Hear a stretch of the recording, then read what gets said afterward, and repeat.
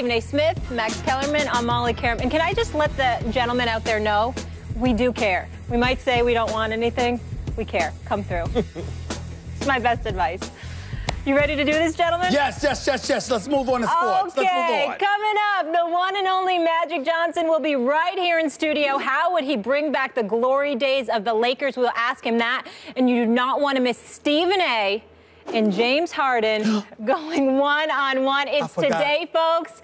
It's later in the show. Please, I can't wait. Yes. I forgot all about it. You should have seen him in Houston, by the way. Extra butter salt. Could y'all please turn the channel? Do not watch me with James Harden, please. This has been like your nightmare for a week now.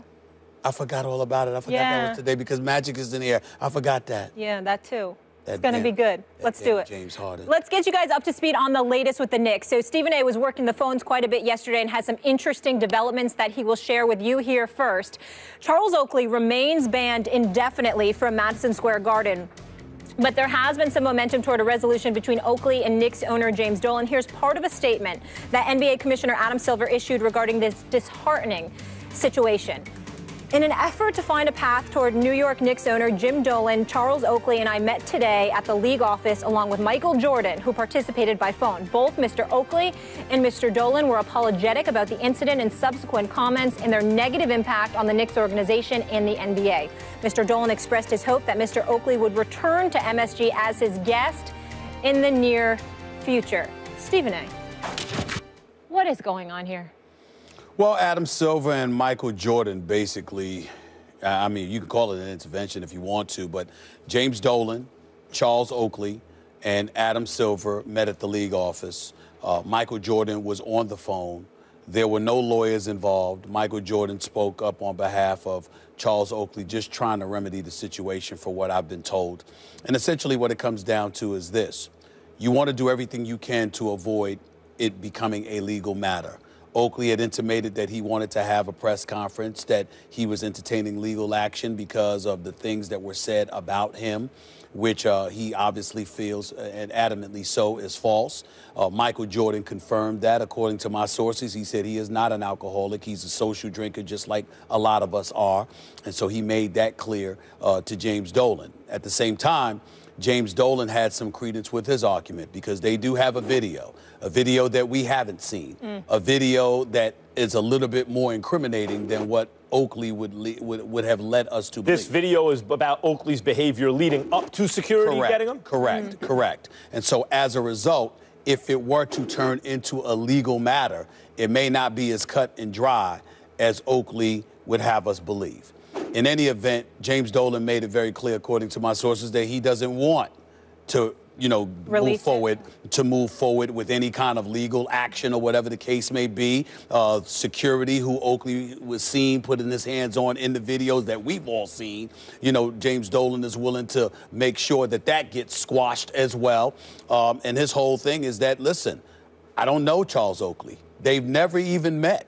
They never had a conversation ever before yesterday. And so Dolan's whole thing is that I'm the owner of the New York Knicks, and the only time I hear anything about you or from you is when you're going off about me in the papers and in the press. Oakley wants to be a part of the Knicks family. He would like to be a part of that inner circle that Dolan ultimately takes care of. And Dolan's mindset is that that's something that could potentially be worked out, but, you can't turn around and do that and then turn around and you're in the papers insulting me. And so as a result, no definitive resolution was reached, but Michael Jordan, in concert with Commissioner Adam Silver, were all about moving forward. Dolan is about moving forward. Charles Oakley, who I spoke to last night, was not about that completely. His whole thing is that he needed a few days to process it because he's still stung by the fact that he was called an alcoholic, which he adamantly and emphatically swears is not true. He's sensitive to the fact that family members, including his mother, were highly upset with what Dolan had to say. And his whole thing is, it's one thing for us to do things in private. It's another thing entirely to do it publicly. Not to mention the fact that when you've got Sprewell and Larry Johnson and about 11 to 12 other dudes that all show up at the Garden conveniently this past Sunday, you're trying to give the impression that you don't have a problem with anybody. And Oakley's mentality is, well, then why do you have a problem with me? Why am I going through this nonsense? And so that's where they are right now. But they are moving forward.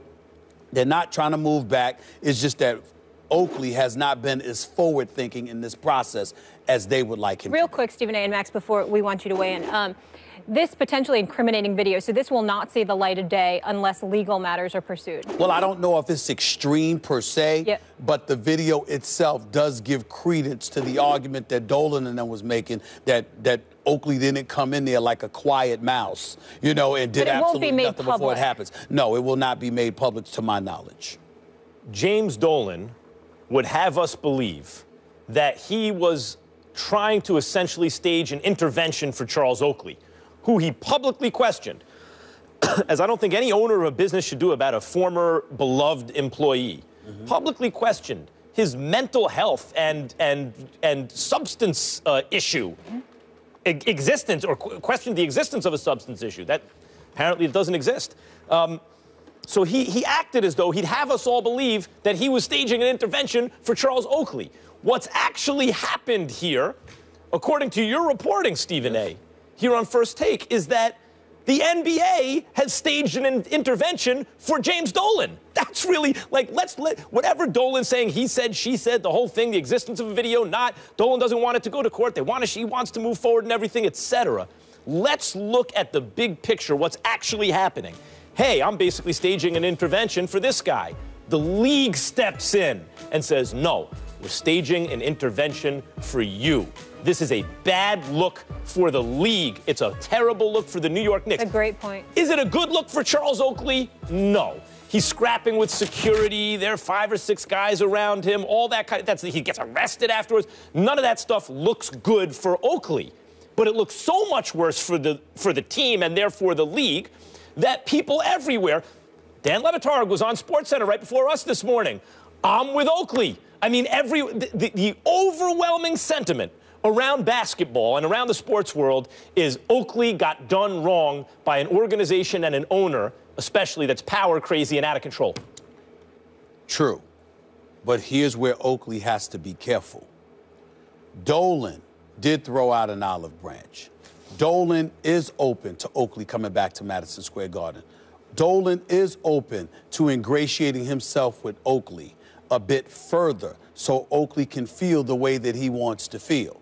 Because Dolan acknowledges that, because Dolan has said so in front of while Michael Jordan was on the phone in front of Commissioner Adam Silver, and Commissioner Adam Silver and Michael Jordan were witnesses to this conversation, you don't then turn around, if you're Charles Oakley, and say, damn all that, blah, blah, blah, blah, blah. Because then now Dolan could wash his hands of everything and he would be justified. So even though at times Dolan doesn't come across as the brightest candle on the birthday cake, let's be clear, at the same time, he is being smart about this. And Oakley does, look, it's not a stretch for people to imagine, hey, if you never met Charles Oakley, you think he might be a stubborn dude? You ever watch him play basketball? Yes. See 5 bodies around him? He was the one who came out with the loose ball. Of course, you have to have a certain amount of hard-headedness, metaphor, you know, not just literally to get that ball. But it's interesting you bring up Oakley's desire to be a part of the organization and maybe feeling shunned led to his public critique of Dolan. Sure, that may exist. And a thing I don't like about what Dolan's doing is if he is seen as magnanimous, simply because he's in a position of power, he will welcome Oakley so long as there's no criticism of him or the organization.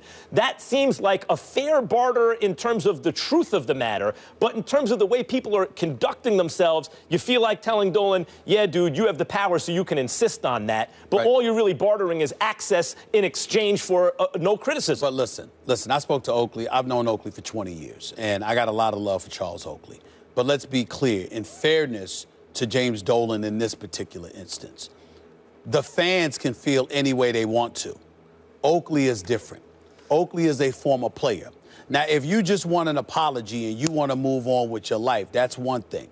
But Oakley, at least through reports, has given the impression that he wants more than that. Oakley takes, I even get taken aback when I hear Charles Oakley say, I don't understand why the guy doesn't like me. I just want to figure out why, blah, blah, blah. That's not the Charles Oakley I know. The Charles Oakley, I know, could give 2 cents how you feel about him. You could go kick rocks. So why do you care?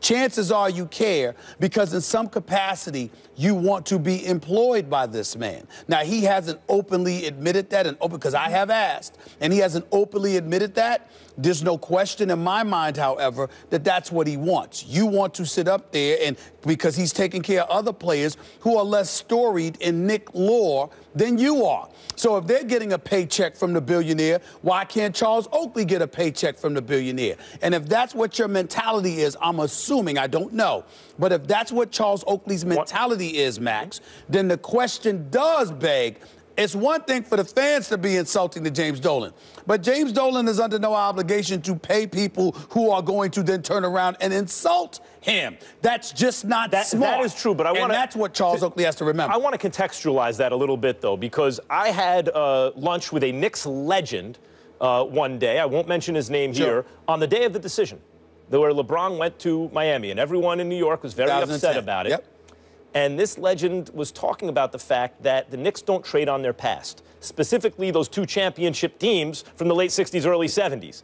And my point was, look, Bill Bradley ran for president. Everyone went on to do these big, great things. Maybe the Knicks feel everyone's too busy or intimidated. Who knows? And they said, no, we've all let them know. We want to come back. Trade on your history. Make us a part of this thing. And at the time, the Knicks simply didn't seem interested. So that's the kind of the broader context of this organization, which has not done a very good job, although Dolan personally has done well by certain players in terms of employment and loyalty to those players. But the overall kind of overarching story of the Knicks as it relates to their past is they don't seem to embrace it very much. They don't seem to embrace it too much, but then in fairness to the New York Knicks, how many organizations employ as many former players as the New York Knicks do? I don't know the answer to that question, but the Knicks have dared me to find out. So obviously they're very confident that in comparison to their contemporaries,